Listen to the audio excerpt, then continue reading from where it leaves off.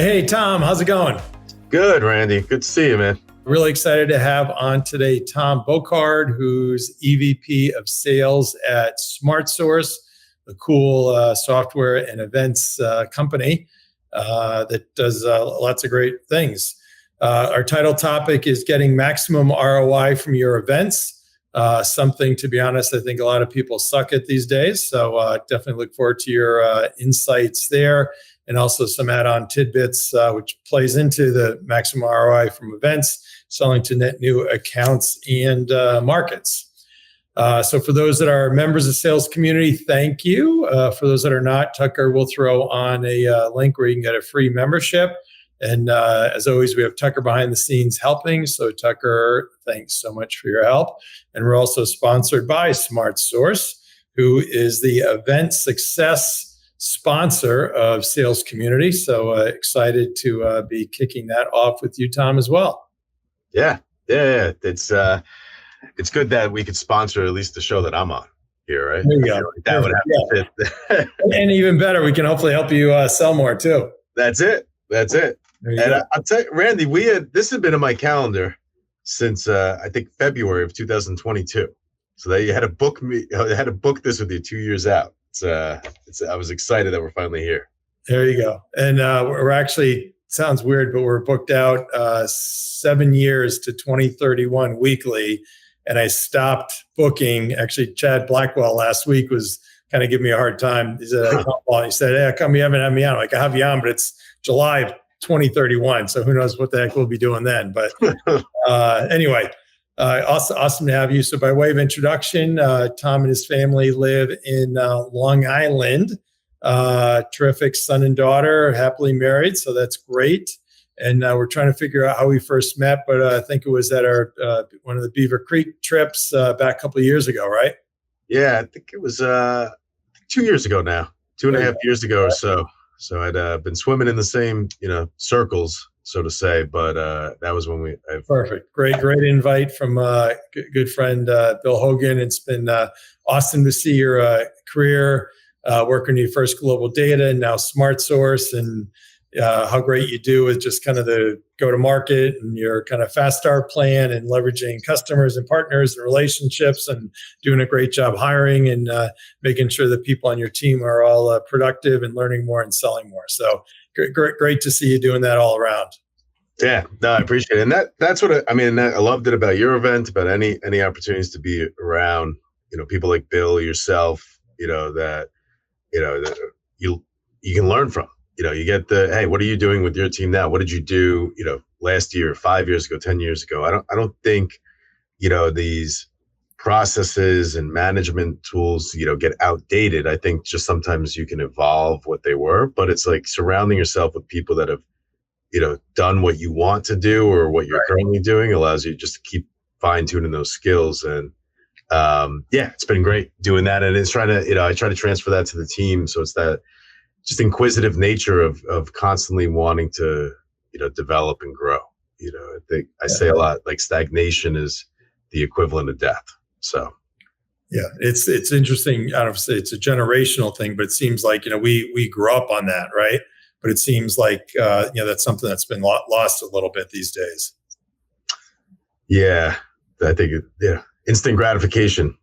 Whereas sometimes it's a slow process where you can get that, 1% better every day, learn a little bit every day, and it just compounds quickly. But it's still out there. You just got to look a little harder.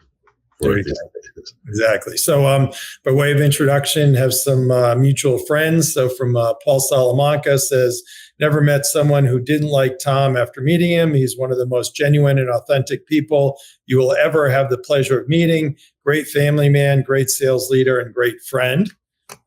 So pretty nice there. And Mark Stevenson, he says, eloquent, energetic, and emotional IQ off the charts, yet is as pragmatic as the day is long, about solid sales practices executed well. And from Bill Hogan, another awesome leader we're talking about before, gotta love a sales leader who's so passionate about sales, he becomes co-founder of Top 1%er Academy to pay it forward and train sellers in his spare time. his interests are evolving since meeting you and me. I guess he is now taking up snowboarding, recently committing a bit of golf as a member of Huntington Crescent Club. Things you should know about him is he's a big Saved by the Bell fan. This is from Bill? Bill. That's great. Go figure. Do you want to expand on the Saved by the Bell comment, or just? I'm not sure where that one came from. That must have been one of the conversations we had. There you go. Came up, or maybe with one of his sons. There you go. And he concludes stand-up guy and consummate professional. So pretty good intros there for you. Man, I gotta Venmo these guys a couple of bucks later. This is a tough bill to live up to, but good graces to be in with those folks. So there you go. So jumping in the questions. So first job, actually you were at University of Albany, English major in 2003. And your first job out of school is actually selling gym memberships? Yeah. I started, my neighbor was a regional manager for New York Sports Club, which was, they had Boston Sports Club, Philly. I don't remember if there's any more than those three, including New York, but got me in as just selling memberships on there. And I had the fortuitous timing to get hired in November, trained in December. First month selling was January. And I think I had set a gym record because of, naturally it's the best month of the year to be selling gym memberships. So it worked out pretty well on that side. Oh, that's awesome. And then maybe briefly go through your career from there. Yeah, so from New York Sports Club, I had met some people that, they had their own companies that got me into selling more B2B, was selling mortgage leads at first. And then I had the great idea that I should just start working in mortgages around 2006, 2007. That failed miserably from a timing perspective, which got me into, but I saw from doing that, I realized that I like the structure of an inside sales environment. I like being in offices surrounded by teams and mentors and leaders. So I started looking for roles in that capacity and joined a company called IQPC, which is a B2B conference company. I spent 5 years there. I rose the ranks from entry sales through director of trade show division, and it was 5 years or so before Global Data had recruited me. And Global Data is a market intelligence firm, really software company that covers multiple verticals. And I was recruited in there for their energy and pharma divisions, helped build out those sales teams. But I spent 12 years at Global Data, went from private to public. It was a great run. And now here I am at SmartSource. So I've had some long tenures, Randy. I see resumes now and it's like they got 12 jobs. I've had like 3. It's been good runs though. Awesome. And tell us more about SmartSource.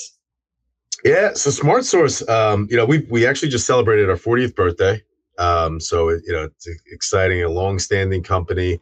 The sales team, they've been here, it's a very tenured team, probably on average about 15 years each. So really, really strong relationship that they have with their audience, really great understanding of what the clients need and kind of evolving with the technology. So we, main area of focus is events, AV and technology. So everything from, kind of the badge and reg through breakout sessions, general sessions, or supporting the exhibit floors.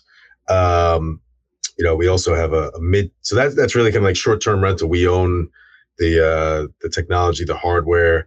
It's our people that are going out to shows and supporting them. Doing the labor that's necessary to kind of take the job and bring it to fruition and close it out. We also do midterm rentals, so we can provide laptops or hardware, copy machines, printers to people that need to rent them. Anywhere from a month or two, which we're doing supporting the fires that are happening out west now with the government there, to 9, 12, 24 months that we do with a lot of the studios in LA or the IT staffing companies out there. But it's really device as a service, so we provide all the help and security there. So really a well-rounded technology, provider of, hardware and services to kind of support the needs. Great. And any customer names you can share? Yeah, I mean, we work with everyone. I mean, on the event side, we support, tremendous amount of software company. I mean, Dreamforce is an event that we're working in a couple of weeks. So we've been doing that for years. We, handle the AV and tech for the exhibitors, provide laptops and computers for their lab rooms. We work with Dreamforce. Will work with a production company that supports the shows, like your George P. Johnsons, or but I think on the software side, which is probably more with the audiences for you guys, Randy. I mean, it's, any of the top firms out there that we work with. I mean, we have an event with Relativity coming up that we've done over a few years. Rockwell is a big client of ours. It's, anyone that holds user events or conferences, we typically work with, as well as the exhibit design agencies. So the companies that are actually building the booths that you see on the floor.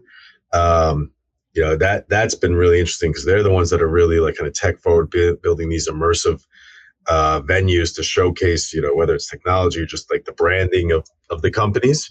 We work with them providing, that AV and tech. So we're kind of the, support system within there for them. So for the companies, I'll say that are more the end users that are kind of doing the actual exhibiting type activities, what's the kind of title that you're selling to? So we'll work with their event directors. There's event marketers. So sometimes it's with the CMO at companies. It varies a bit, but it's generally in the kind of under the marketing umbrella. Yeah. So some companies will have event teams or divisions in there. Others it'll just kind of fall under marketing itself. But it's typically in that side. Sometimes it'll be some of the product teams, if they're launching new products or doing that bit, but generally it still ties back to marketing. Gotcha. And from any kind of one or two challenges you're dealing with right now? With clients or just go to market in general? Go to market. Yeah. Selling. I mean, I think, it's like anything, for like, we've been around for a long time. As I mentioned, 40 years. We've had, really long-standing relationships with clients, which is, one of the exciting things about, when I joined here almost a year ago. But I think it's similar to others where it's like, people associating the name with the service and understanding that. I think some people, some of the clients you work with, they may not understand that, the ones that are holding user conferences that we support, for example, they think they have to use in-house AV providers or tech providers, and that's not the case. So we're, educating and supporting the industry on that side of the house. On the other side of the coin, I think it's being in the industry for as long as we have, we really have some innovative leaders within our organization, people that understand what, clients are trying to achieve and, kind of are at that forefront, of technology out there. We just acquired some new technology, it has these LED, basically instead of having just the walls, we've bought a sphere, we've bought a cube, we've bought, it's really, it creates these immersive experiences, which, again, will drive, how long people, how many people come to your exhibit, how many people stay there, how long they're there, and those things that really can drive it. So I think it's helping bring some of the industry, staying up with the industry and bring them forward. But it's just, having the market awareness outside of the people that have worked with us for so long. There's constantly new companies come up. They don't know, you can use an external AV tech company like us, or that we are the AV tech company. So it's kind of a double-edged sword, I guess, from that side. Gotcha. And are you hiring? We are. I mean, we've hired a lot this year. We've hired 10 people within the sales org, from directors of sales through, account execs, account managers, sales support, and so on. So we're currently hiring for a few more positions, and this year, more in the sales side of it. So, account execs and SDRs right now. But I imagine we'll be looking for more. Right now we're hiring like 2 or 3 more people. So I think probably next year we'll need to hire another 5 or 6, I would assume, possibly more. Awesome. And if I were to come work there, what would you say is special about the culture? Well, it's very embracing, I'll say. Like I said, it's a long tenured sales team. They've people come here and they stay here because I think they enjoy working, with their clients, but they enjoy working with each other. I was an outsider coming in, and not only welcomed with open arms from everyone, very supportive, people across departments that are leaning in, supporting me. It's really that collaborative environment, right? Like, and that I think for people that are coming to sell somewhere, it can help really speed up ramps. It can help them feel comfortable, and you kind of almost you have these mentors that are almost built in to your organization that is just here naturally. Like I haven't built that. I haven't done that. They embrace me. But they also have the open-minded where I'm coming in from the outside with some different ideas or different perspectives, and how we could go to market or how we can better support our clients. And you never know if that's going to be resisted or not. But everyone here, they're very open-minded to continued development and growth. So it's really that growth culture and support, which is fun to see in place. Great. So coming in from a culture behavior perspective, obviously it sounds like there's a lot of great, but there was probably a couple things that you wanted to kind of tweak as well, correct? Yeah. I mean, it's, people that have been here for a while, like there's a lot of, we have really great relationships, as I've mentioned, but as far as, adding new logos, that's always been a challenge because of, what the bandwidth of the existing sales team that was here. There's a lot of internal processes and systems that, we've fixed. There's a lot that are still on, in the process of being fixed. So, that's been something that I've really been keen on, to give my team, more time back to be speaking to their clients or speaking to new clients. But it's also having kind of that go-to-market, strategy in place. There's been a lot of reactive stuff. We have a great marketing team and department here.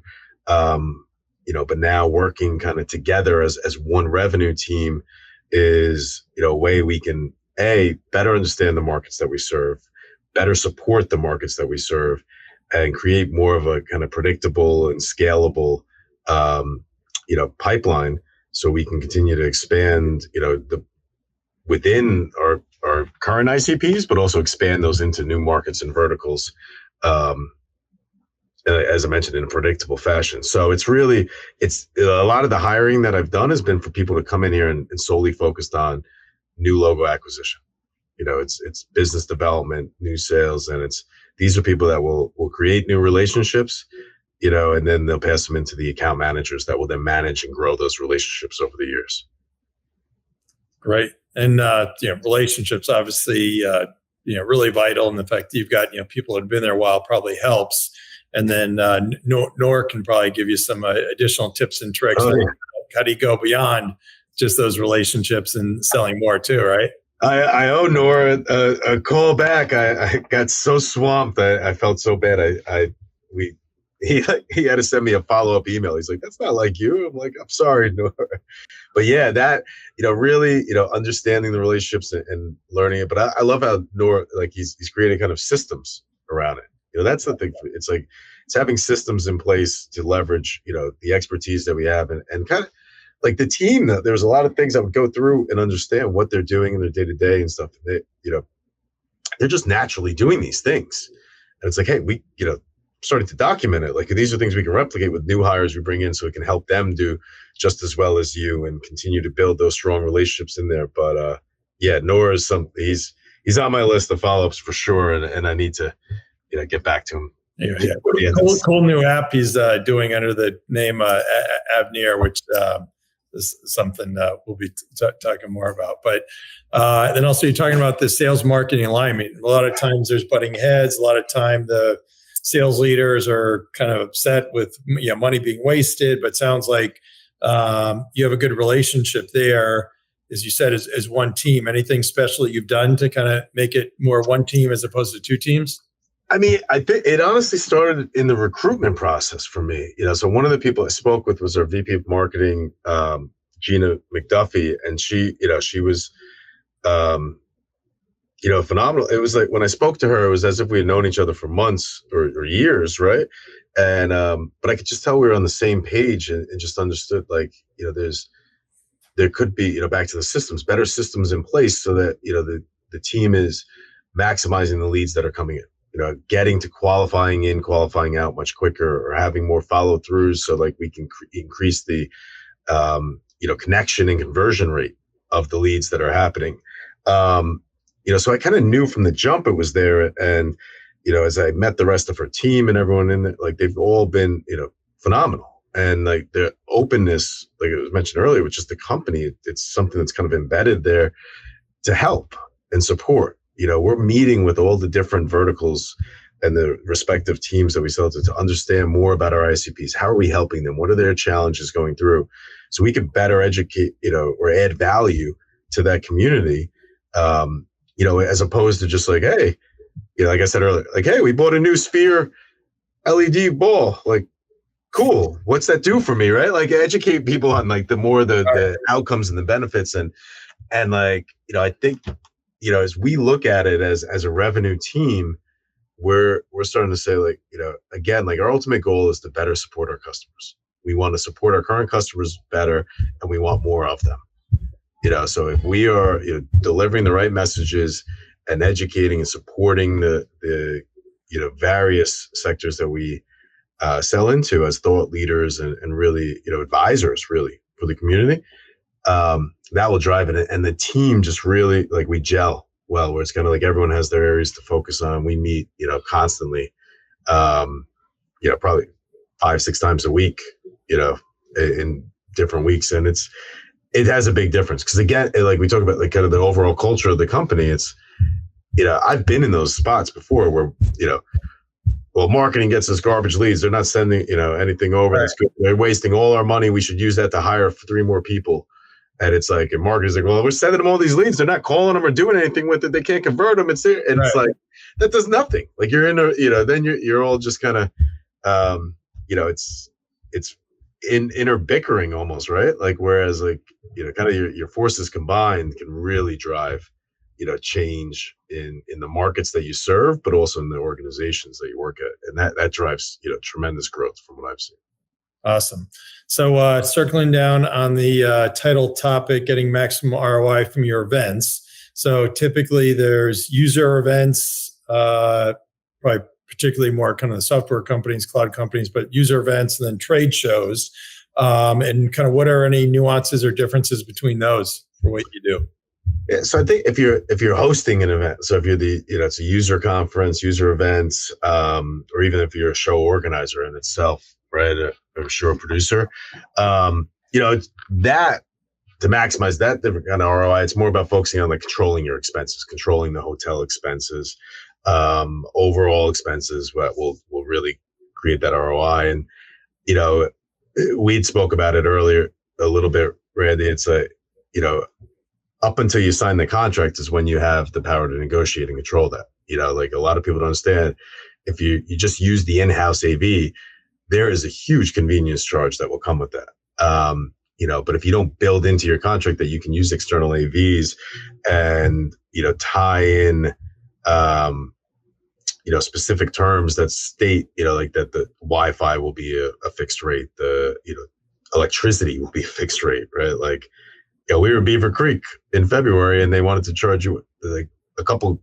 Well, I don't want to say the numbers because we love the resort and everything. No, it's fine. It was like $2 or $3 grand. I'm like, you gotta be frigging kidding me. Yeah. Just for like, so it's a projector for like 40 of us. Yeah, like, it wasn't like it was like a 5,000 room auditorium. Yeah. So Kim Norton, Mike's wife, went and got Sandler got one for whatever, $100 or $200. Like, this is like crazy. Like, you talk to the people, like, I get maybe 20 years ago, but like now you got to be kidding me, right?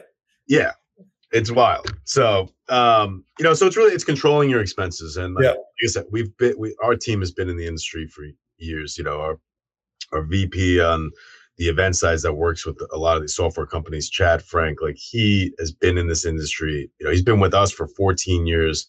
It's probably another, I don't know, 10 or 15 years prior to that he's been working in this sector. We had acquired his company back 14 years ago, and he's been with us since. So he knows how to do this. He works with companies that do this consistently, and like, we really help them in a lot of different areas. So, it's something there. But then if you go on the other side of it, if you're exhibiting, if you're sponsoring a show, you're there. How do you maximize your ROI? You got to have a plan. You got to work the plan, and you got to see the plan through to the end, like just you would any sales campaign. So you got to identify who you want to meet before there, set up those meetings, or what are you going to, have a plan for when you're on site, how you're going to get those meetings, get those people to your booth, your space, whatever.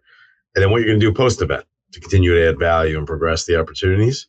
But I think, the years of, all the, what do you call it? The swag that you're giving out at events or whatever, the words escape me right now. The tchotchkes, right? Yeah. Like your tchotchke, you're like, oh, cool. Here's a pen. Here's a stress ball. Like you still have that stuff, but that's not enough, right? Like if you're, as we mentioned earlier, like if you're launching a new product or you're trying to, really create some different brand awareness or positioning the company, you can leverage technology, with LED walls or, digital kiosks, digital signage to really, drive traffic to your booths and keep them there. There's something, it's a lift and lean solution where it'll have like RFID or NFC style tags at your booth. So if someone picks up something on a desk, the image on like the video screens, the LED walls will show you, something about that. So like, when you walk into stores, sometimes it's going through product cycles you'll see on the TV. Right.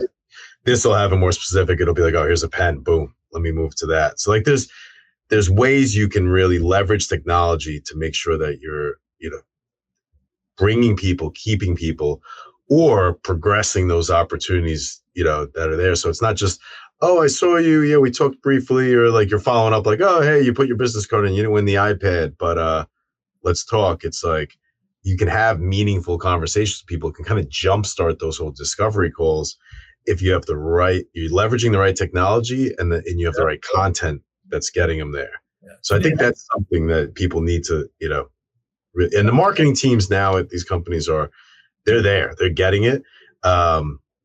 It's just the execution, I think, in some areas to make sure. Yeah. So what I was at Disaster as an example, like a couple of years ago, I was just kind of walking around, for sport, right? And they don't know if I'm, I'm older, probably could be an owner of something or CEO or whatever, but probably not a SDR, BDR type, right? Yeah. And the amount of times I would go by, kind of look, pause, and people just kind of stay in their booth. And like, anytime we all did stuff, which I'm sure same with you, right? I mean, you're going out, hey, how are you? So your name Randy. Hey, you want to engage, you want to see what's going on, you want to pull them in. And it's like today, generally speaking, they just kind of wait for people to go. And what a waste. You're spending all the time and effort and energy, you're engaging SmartSource, you do everything else. And you just have these people going by versus going and engaging.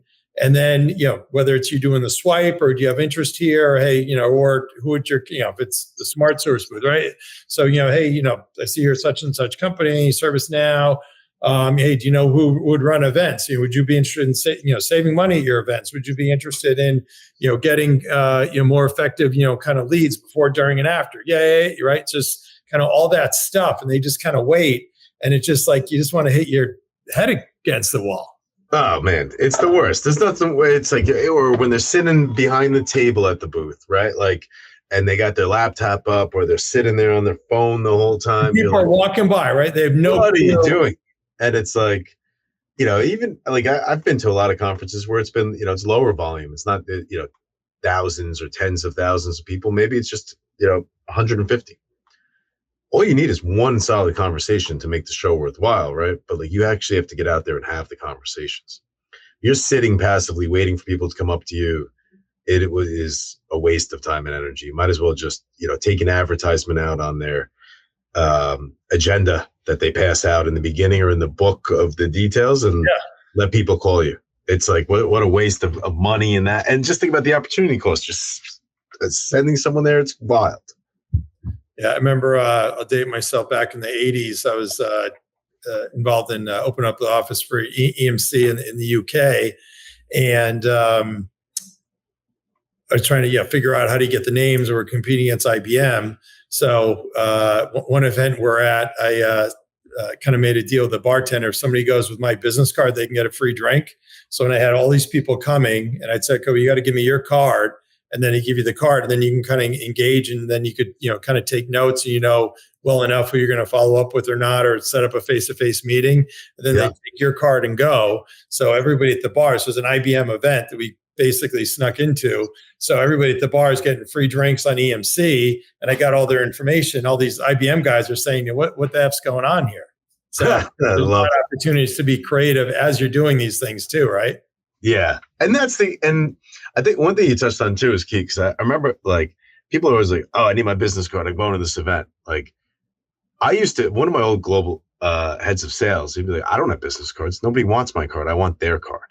I'm going to the event. I'm a salesperson. Like I want their card." Like, yeah, you wanted to kind of give it to people so you can kind of have that nice exchange when you took it and you said, and look what they did. They gave it to the bartender. So how many of them left with your information, right? Like, well, I was going to be following up. Well, of course, but that's what you need to do as anyone. So it's like you need to get the cards and have the conversation so you can follow up with the right thing. It's not just, oh, they left it in our prize bucket. It's like you have the conversations, you take your notes, and then you follow up with the right information, quickly with them too. Keep it while it's hot. Keep momentum going. Absolutely. And Mitch, who is at Beaver Creek, said it was an old projector. Oh, yeah. Thanks for that, Mitch. And good reminder. So anybody watching or listening along, feel free to chime in with any comments or questions as well. We got a wealth of information here that Tom can certainly share. So before we move on from maximizing your ROI from your events, anything else you want to touch on for the homework before or during or after? Anything else? I think the main thing is just to follow through on it, right? Like there's a lot of people that will start it, maybe do some pre-event campaigns, and then from a sales perspective, they may wait for marketing to, just send kind of some blanket stuff. But it's like, you got to follow through with the people that, like we just mentioned. You get the business card of someone, follow up. "Hey, Randy, I met you. I know you have a sales community and has so-and-so many members, blah, blah, blah." Like specific follow-up, follow through. That's so, in any facet of sales, that's what separates the great from the mediocre it's the follow through for me. Yeah. It seems like a lot of times the leads kind of get stuck, like it's fresh and you never know kind of where they go, but it would be, it's whatever the marketing, then it might go to the SDR, BDR, and, then all of a sudden, a rep gets this like a month later. I'm like, you gotta be kidding me. Like, wish I had it, or things get dropped. I had, Yeah. And that's the thing. It's like, it's like you filled the funnel, but it hovered on the top. It kind of did, percolated up there for, 30 days. And by then it's cold. It's cooled off. You're starting from scratch, which again, you could have just got their phone number, found them on LinkedIn and pinged them as opposed to going to an event. Yeah. And I used to give also out when I was at some of the bigger companies, would give like my wife's contact information and, then see how long it takes the process to actually follow up. Okay, nice. Interesting. So at the companies that I was at, and she'd have a kind of a different, you wouldn't be able to tell it was Seidl. So yeah, it was an interesting thing to see how long, or you can kind of write in, "Hey, good, a good title." Yeah. Kind of interesting there. So, all right, changing gears then. So kind of selling to net new accounts and markets. You touched on before in terms of the importance of leveraging relationships. Yeah, I think, a lot of people, they look at it's like selling into new territories, net new accounts. It's we got a cold call, or we got to, we need marketing to create these things. It's like, I think, you got to do all of the above, but like, it's like where the easiest place to start. Leverage the relationships that you have. For me, it's people you worked with in the past that are at new companies now. Follow them. People that you worked with in the past that you no longer work with, get them back in the mix. Old proposals you have, people that had gone down the sales cycle. Like there's ways to kind of shortcut these things and really start warmer, right? Like then just, hey, here's my ICP, here's another 100 people that kind of fit that profile. But that, what you gather from those people that are kind of the warmer then translates to the messaging that you're giving, bringing to those cold people to like really even kind of warm them up further, right? Like you can leverage, relationships to kind of get intros or referrals and that stuff. But for me, it's like, if you start with people that you can, understand what hits home with them, where they are, where it's going, and then, really kind of taking it further to the cold people in the market from there. And I think, that to me is like a key differentiator in, what you should be doing versus what a lot of people do. Or they don't do anything, or they're just really, just got to throw it all against the wall and see if something sticks. Totally. And Tucker is prompting us here. I guess some of the questions are populating. So Rick Diana asks, hi, Tom, I'm enjoying your conversation with Randy. Has the trade show sector rebounded completely or differently post-COVID? Great question. Yeah. I think we're seeing it as, the sector itself, it seems to be back now, right? Like, obviously like post-COVID, there was a huge surge and then it's kind of settled back into, pre-COVID numbers from there. The beginning of this year was, trade show economy was up. It's looking a little flattish in the back half of the year. But we're seeing that there. But I'd say, initially it was just people wanted to get back out and get together again. Now it's starting to take that advancement. It's like, well, hey, if I'm going to go out, like I kind of, got over that initial, like I was stuck in my house for the last 6 months with no one to talk to. Now it's like, I want to go out, I want to make it meaningful. I want to drive there. And that's putting pressure on, the sellers, right? Like to make sure we're giving them value and doing that. But then on the opposite side, like buyers, they're going there a little more intelligently. So it's, you got to kind of leverage that technology, take those things to drive your value and ROI from it for sure. Gotcha. And thanks for your help here, Tucker. And from Mark Rothschild, best conference swag, collapsible dog water bowl, great conversation starter. And I'll add, it's probably easy to pack.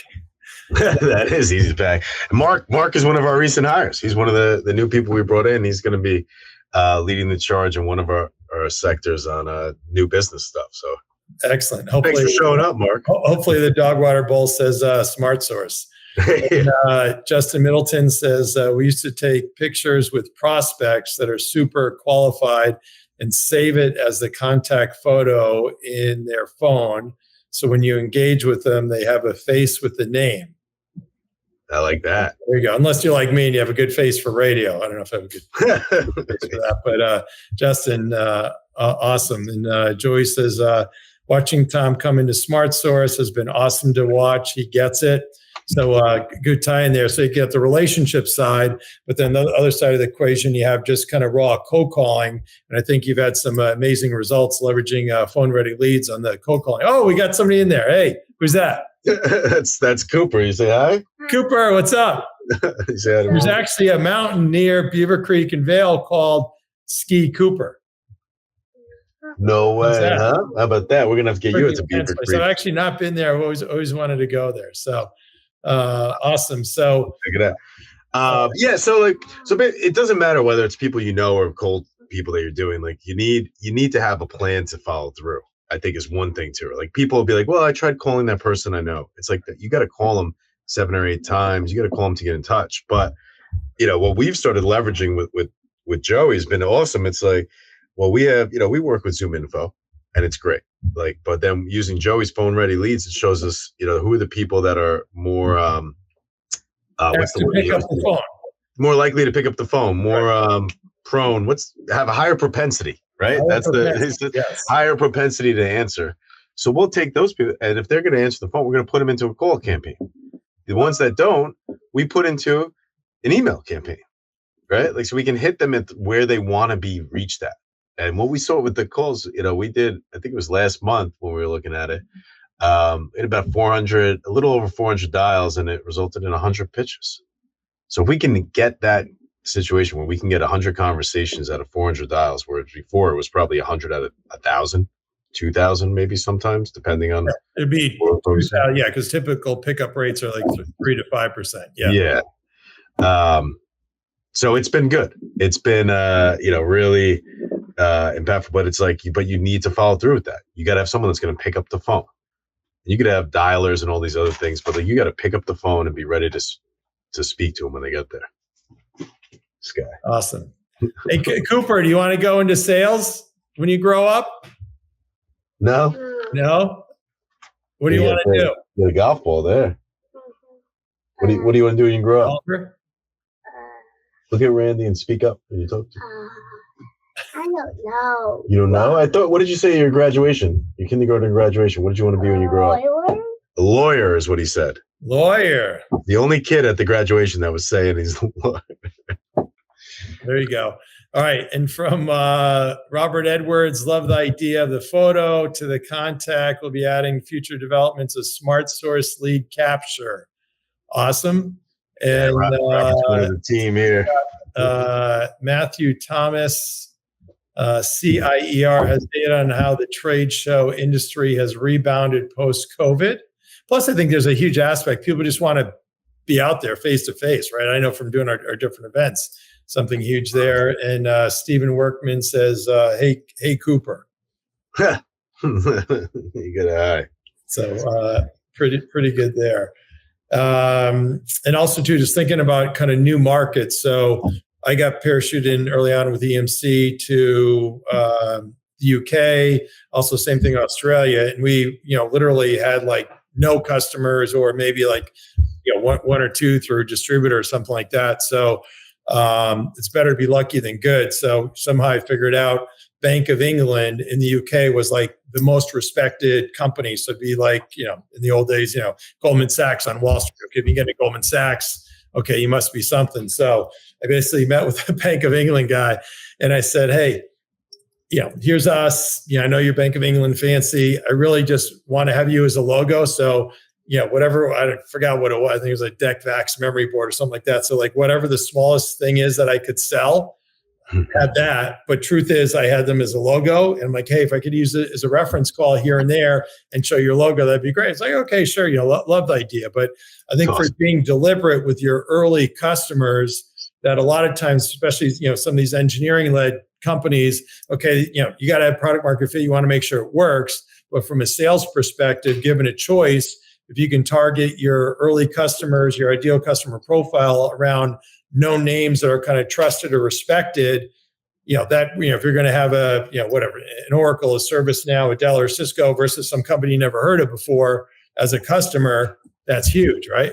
Yep. Yeah, absolutely. I mean, and it's also, it's having those kind of bellwethers, those known brands, those big enterprise orgs that are out there, but then having, different smatterings throughout kind of the mid-market and small to mid, because, I've had it in the past where we'll talk to, a small to mid-size organization and we'll drop one of the top 5, top 10 orgs. They're like, yeah, of course they're a client of yours. They buy everything. They do that. And it's like, well, hey, I want to show you, like, look, we passed the mustard for those guys, but we have someone that's about your size. Or even, I love showing, hey, we have someone that's slightly smaller than you that's using us. Yeah. So you got to, build the credibility all after. So, great. But yeah, those are all great points. And Matthew says CEIR, which I had no clue what it stood for, stands for Center for Exhibition Industry Research. Wow, pretty cool.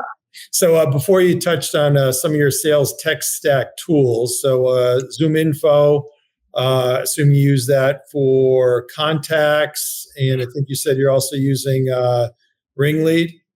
Yeah, we have Ringlead for enrichment of contacts. Kind of helps us with some Salesforce cleaning. I think we're just starting to have a new senior director of RevOps that joined in May. So he's been kind of tackling a lot of this stuff to have us primed for the future, making great progress. So I think we're just starting to tap into Ringlead's value on a marketing side. They have Marketing OS from ZoomInfo. Again, a lot of market mapping we're utilizing them for, not just the contact details. But yeah, Zoom, we use Outreach for our sales engagement whether it's, staying in touch with current clients or kind of, going out there and testing. And I think that's the key thing too. When you look at like, new business, whether it's event ROI or this stuff, like it's inspecting what's going out there. So like, with outreach or, Salesforces or CRM, looking at the data and see where the fracture points are. What is it showing you? What messages are resonating with what audiences are responding? Where is it a miss? Where do you tweak? Like, instead of just kind of going, you got to kind of stop and inspect. And then you got to pivot accordingly. So, but outreach and I mentioned Salesforce, those are the main things that we use, from a tech stack perspective right now. Obviously we work with Joey and the team of Phone Ready Leads as well. That allows us to kind of supercharge those contacts and have the right efforts focused in the right areas. But, for us, we're still kind of, we're systemizing, some of the stuff that takes our guys away from selling, just some admin stuff that's internally. We're working on that. And again, we want to work with our clients more. We want to get more surveys to them. We want to understand more from them on, where their challenges are, where the real values are felt, so we can invest in our products in that sector, our people that are filling those roles, and support others to expand it more. Awesome. And from a kind of getting your team up and going, lots of good best practices, I'm sure already. Anything special you do on the kind of coaching or training side? Yeah, I mean, like we have a lot of really, I was fortunate. I mean, one of the biggest attractions to me was the team that was here at Global, was from Global Data here at SmartSource, right? SmartSource. So it was. It reminded me a lot of the team that I had there. It was that collaborative competition. People were there. So it's part of it has been, kind of, really leaning into the people that are, been here and so successful and, kind of getting those stories from them, getting those processes from them. Like what are the client stories that works? Was it go there? So it's, a lot of like supporting each other and kind of trying to create some systems process. We're still building that foundational process now. I mean, the people that I hired this year are really, Matt Thomas, who had mentioned this stuff. He was a new hire about I think a year and a half, 2 years ago. But I really think prior to him, they hadn't hired many new people in the last couple of years. So we're kind of, now we're forging some of the development plans and training aspects for it. Awesome. And good lead in here. And we're also talking to Sandler and Octus on some things there of how they can help you going forward too, right? Yeah, I've been speaking with Mitch at Octus about, better ways we could understand, kind of the characteristics and what works best with the sales team. That will help us with hiring, but will help us develop the right training plans for the right people as well. And then obviously, Sandler, sales process element. I'm very familiar with them from just my selling days and also from, top 1%er. We work with a lot of organizations that have Sandler in place and, support that. So we're going to see how that can help us kind of fast track and, shorten ramps further as well. Awesome.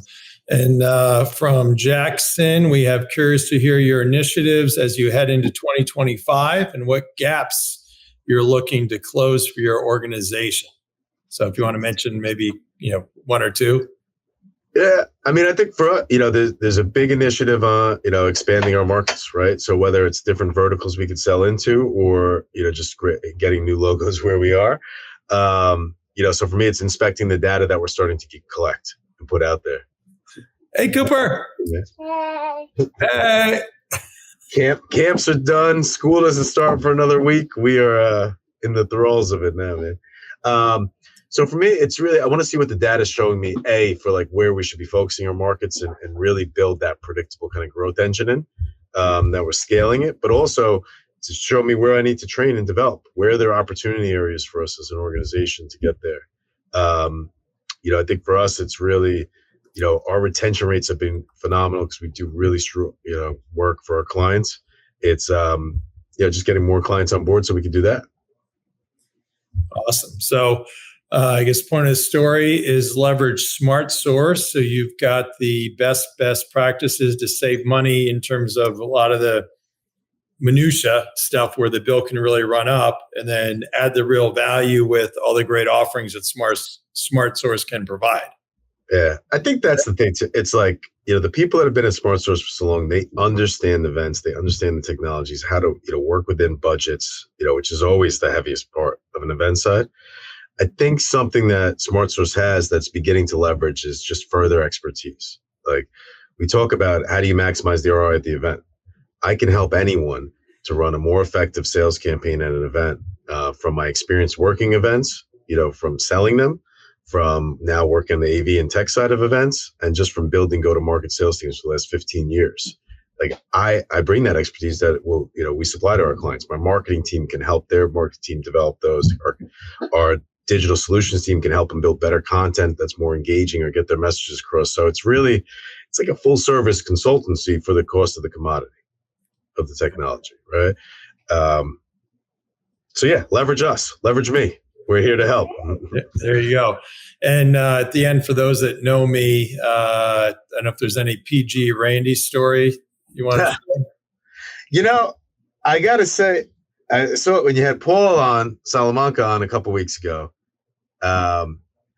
He brought up this story, but I want to tell it from a little bit of a different perspective, because this is when we met, Randy. You set up the skiers. You say, what groups are you guys in? Are you a beginner? Are you intermediate, expert? And I was like, I'm a beginner. And you're like, just how much of a beginner are you? I said, I've never skied in my life. And you're like, whoa. And I'm like, I'll be fine. Don't worry. I can figure it out. I'm sure. Like, how hard is it at skiing that everyone talks about? You're like, you're skiing with me. I'm going to spend the morning with you. And this is your event that you're running and doing this. And you're like, I'll spend the morning with you. I'll have you skiing by lunch so you can make it to where the restaurant is. Yeah. Right. And so, sure enough, we went up there. We went to the magic carpets. I'd say, we did 2 or 3 runs back and forth on it. You got me going with the pizza and the French fries and everything. Skiing by lunch. I was doing blues by the end of the trip. Might have stumbled and tripped a few times, but that to me, was better than all the wine we've drank, all the toast we've had. Like, the fact that I could say I could ski now from a half a morning lesson from you. Just the mentorship along the way. It was awesome. I mean, like, the fact you were like, I'll do it. We did it. And we were off on the bunny trails and then moving to the, up the ranks throughout the trip. So that was one of my favorite times. And now it's like, you see Cooper and we live on the East Coast. So the mountains are not as great as West. But we're planning trips now. I want to take him skiing, get him going. Like, my daughter's 4, we get her on the hills. So I gotta pay it forward now. I gotta take what you taught me and bring it in. There you go. Perfect. Yeah. Some of the best things for the kids learning these, we're going edgy wedgie, but it's like a big thick rubber band that you tie on the tips of the skis. So that way, then they really can do the pizza turns. And okay. And then for the parents that hold the kids or do a harness, that's like the worst thing possible. So anyway, longer story. So if I get fired from my day job by myself, I guess I can go be instructor. We're just about to go here, but maybe quickly we can just get to Rick's question. Thanks, Rick. Tell me a little bit about your ideal salesperson, new hire. Are you looking for industry experience? Is it more about their sales aptitude, et cetera? Is a compensation plan weighed heavily on production, or is it balanced? So a lot of questions there. If you can do it briefly, that'd be great. So we have the industry expertise in-house. So I think I'm more focused on people that have, the mindset that's open to learning new things and kind of doing that and are willing to ask for help, right? Like, so I'd look for someone that has more, kind of a sales process experience and work ethic that's in line with what we're looking for here, because we certainly have, whether it's the VPs of sales or their peers or the people on our operations or product sides, we have the expertise in the various technical aspects and industries themselves. I'd like someone, if ideal, sales process, and you've worked in the industries that we're targeting. Doesn't need to be our products. So yes, more about their sales aptitude and compensation plan. We're looking to aggressively grow, so there will be, incentives on, performance, for sure. There's no caps and accelerators on, beating targets and, growing there. So I think it's something that's very, in line with the industry right now, or with, just the market, I should say, not the industry. But has the opportunity to grow. I mean, look, like I said, hiring a couple more people this year, going to be looking to add to that next year. With that needs of infrastructure and, growth of, whether it's a senior sales or to start leadership opportunities. There's a tremendous amount of opportunity here. And I'm someone that promotes on, your consistency and your results and your aptitude or, abilities, not on tenures. So I think there's a great opportunity. Love it. Great answer. Thanks, Rick. And Rick, heads up, I'll be, if you have nothing else to do, I'm going to be at Tommy's games in Rockland County this weekend on Friday, Saturday, and Sunday. So, all right. So wrapping up here, you've been awesome. Next week, we have Burke Mesta, who has a great topic, finding the balance, trust, and relationships versus AI. And then Scott Barker and Paul Irving from GTM Fund around GTM best practices. We're both LPs, GTM Fund, right? Yeah. I like how I know all these names here, Randy. These are good people, good company. And so coming up, Scott Harvey, who's a CRO at Sprinkler, Steve Zhao, who runs sales at Cynics, Scott McNeely, actually we just got confirmed, Denise Millard, who's a channel chief at Dell, Matt Horner, WWT. So real good lineup there. So everybody's been watching. Thanks so much. For those that are members of Sales Community, thanks. For those that are not, Tucker threw the link on there for you to get a free membership. If you want to kind of maximize your ROI from exhibits and trade shows, go to SmartSource. So Cooper, I think this is actually the first kid we've actually had on. I love it. Cooper, great having you. We'll book you out by maybe 30 years. 7, 8 years. It'll be good. It'll be about 15 then. But yeah, maybe 20 years. Like that. So, all right, everybody have a great day, great week.